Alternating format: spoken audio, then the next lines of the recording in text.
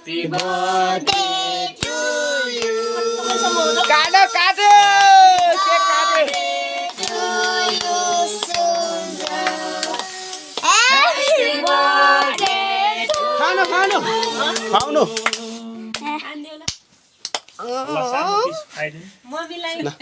ल कसलाई खुवाउने ल